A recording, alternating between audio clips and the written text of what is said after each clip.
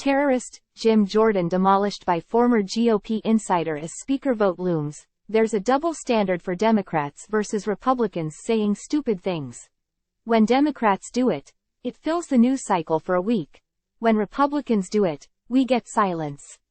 Donald Trump declared in writing in court this week that, as president, he didn't have to support the Constitution of the U.S. because the word support doesn't appear in the Constitution or his oath of office. This is part of his effort to remain on the 2024 ballot in Colorado, where Citizens for Ethics and Responsibility in Washington, CREW, has sued to keep him off. Their lawsuit is based on the 14th Amendment's Section 3 that forbids people from holding or running for office when they have engaged in insurrection or given aid and comfort to insurrectionists. Not a single Republican has spoken out about this outrage, and it's conspicuously absent from our media. If Biden had made such an assertion, it would be news from coast to coast for a week, but nary a peep from the mainstream media on this one. The double standard. At work once again. Has Trump succeeded at getting his espionage trial pushed back until after the election? Trump-appointed federal judge Aileen Cannon appears set to once again take Trump's side and help him push his espionage trial, incorrectly called the documents trial, in the media. The criminal charges against him are based in various aspects of the Espionage Act, back until after the 2024 election, in the expectation that he will win and then simply fire Jack Smith and end the prosecution altogether.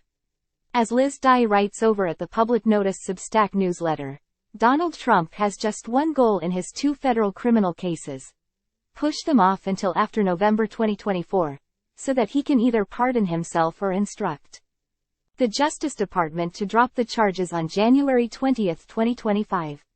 That's all you need to know about his legal strategy. The rest is noise.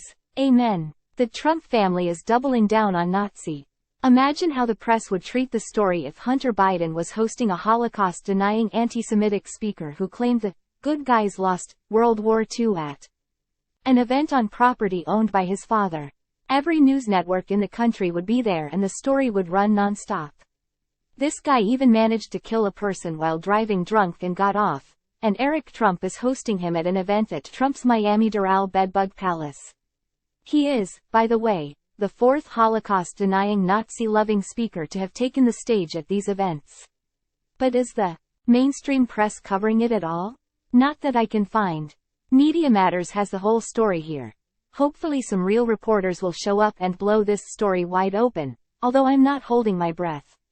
There are very, very different standards for Democrats and Republicans in today's media, in large part because billionaires have thrown so much money into right-wing radio, TV, internet, social media, message boards, and cable media that they can take any small thing and turn it into a week's worth of outrage that often changes behavior than networks. There is nothing comparable on the left. Other than, I suppose, this newsletter and a few others like it here on Substack and in other media. We're about as close as you will get, which is a tragedy for American democracy. Time equals 400 Ms. Greater than, red state conservatives are dying thanks to the people they vote for. Republicans aren't just at war with each other in the U.S. House of Representatives. They've been quietly at war with their own constituents for decades. People in red states are dying at much higher rates than in blue states from a whole variety of preventable things ranging from gun violence to COVID to chronic disease. In nearly every case, these unnecessary deaths track back to GOP policies imposed on red state citizens. The Washington Post does a deep dive into the phenomena in an article titled, "How Red State Politics Are Shaving Years Off American Lives."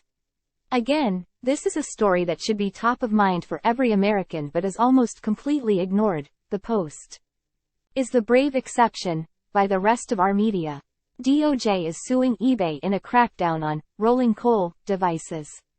Consider how bizarre a person would have to be mentally and socially to think it's fun to blow cancer-causing exhaust clouds of diesel fumes in the faces of people driving electric cars.